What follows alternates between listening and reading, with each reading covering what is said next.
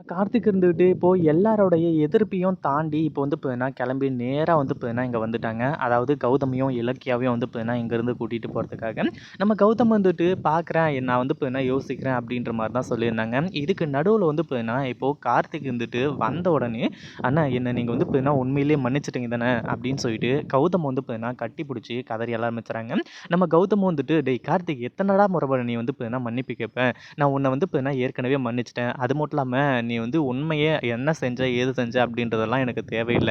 என்னோட தம்பி வந்து பார்த்தீங்கன்னா எப்பவுமே தப்பு பண்ண மாட்டான் அப்படின்னு சொல்லிட்டு எனக்கு இப்போ புரிஞ்சு போச்சு கார்த்திக் அப்படின்ற மாரி வந்து சொல்லிட்டு இருக்காங்க. அதே சமயம் நீங்க என்ன மன்னிச்சது உண்மை அப்படின்னா, நீங்க இந்த பத்திரத்தில வந்து பார்த்தீங்கன்னா சைன் போடணும்னு அப்படின்னு சொல்லிட்டு வந்து பார்த்தீங்கன்னா கார்த்திக் வந்துட்டு அந்த பத்திரத்தில வந்து பார்த்தீங்கன்னா சைன் போட சொல்லி கௌதம் கிட்ட குடுக்குறாங்க.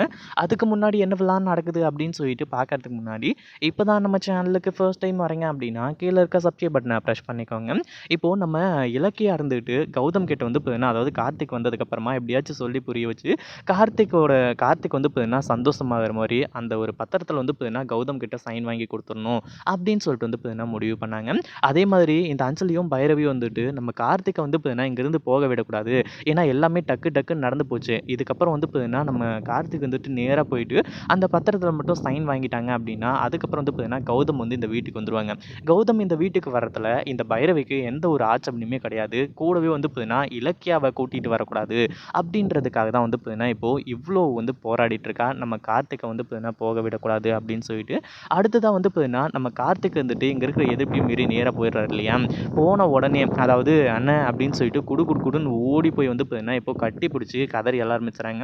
"என்ன மன்னிச்சிருண்ணே. நீங்க வந்து பார்த்தீங்கன்னா, என்ன மன்னிக்கிறது அதாவது என்ன மன்னிச்சது உண்மை அப்படின்னா, நான் வந்து பார்த்தீங்கன்னா, இதுக்கு முன்னாடி எந்த ஒரு தப்புமே செய்யல. அந்த பத்திரம் எப்படி மாறுச்சுன்னு கூட எனக்கு தெரியாது. அது எல்லாத்துக்குமே சேர்த்து என்ன மன்னிச்சுட்டீங்கன்னு சொல்லிட்டு எனக்கு நல்லாவே தெரியுது. ஆனா, அத நான் முழுசா நம்பணும் அப்படின்னா, என்ன வந்து பார்த்தீங்கன்னா, நீங்க ஏத்துக்கிட்டீங்க. என்ன தம்பியா வந்து பார்த்தீங்கன்னா ஏத்துக்கிட்டீங்க அப்படின்னா, இந்த பத்திரத்த முழுசா படிச்சு பார்த்துட்டு, நீங்க வந்து பார்த்தீங்கன்னா சைன் போடணும்னே அப்படின்ற மாரி வந்து சொல்ல ஆரம்பிச்சுறாங்க. ஏன்னா, அந்த பத்திரம் வந்து பார்த்தீங்கன்னா, இப்போ மாறல, ஒண்ணும் இல்ல. அப்படியே இருக்கு. அந்த பத்திரத்த வந்து பார்த்தீங்கன்னா படிச்சு பார்த்து, நம்ம கௌதம் சைன் போட்டா மட்டும் போதும். எல்லா பிரச்சனையும் வந்து பார்த்தீங்கன்னா ஈஸியா முடிஞ்சிரும் அப்படின்றதுனால தான், இப்போ நம்ம கௌதம் வந்துட்டு இல்லடா கார்த்திக். எனக்கு வந்து பார்த்தீங்கன்னா, அந்த சொத்து எதுவுமே தேவையில்ல. நான் வந்து பார்த்தீங்கன்னா, அந்த சொத்த எப்படி சம்பாதிக்கிறது எல்லாமே வந்து பார்த்தீங்கன்னா, எனக்கு தெரியும். நீங்க நெனைக்கிற மாரி நான் எப்பவுமே வந்து பார்த்தீங்கன்னா, உன்ன, சானுவ யாரையுமே வந்து பார்த்தீங்கன்னா, நான் மறக்க மாட்டேன். நீ கவலையே படாத.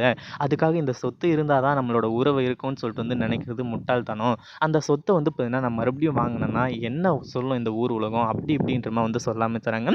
அண்ணே இல்லண்ணே நீங்க வந்து பார்த்தீங்கன்னா, இந்த சொத்த நீங்க எதாச்சும் பண்ணிக்கோங்க. எனக்கும் ஐஸ்வர்யாவுக்கும் இந்த சொத்து தேவையே இல்ல.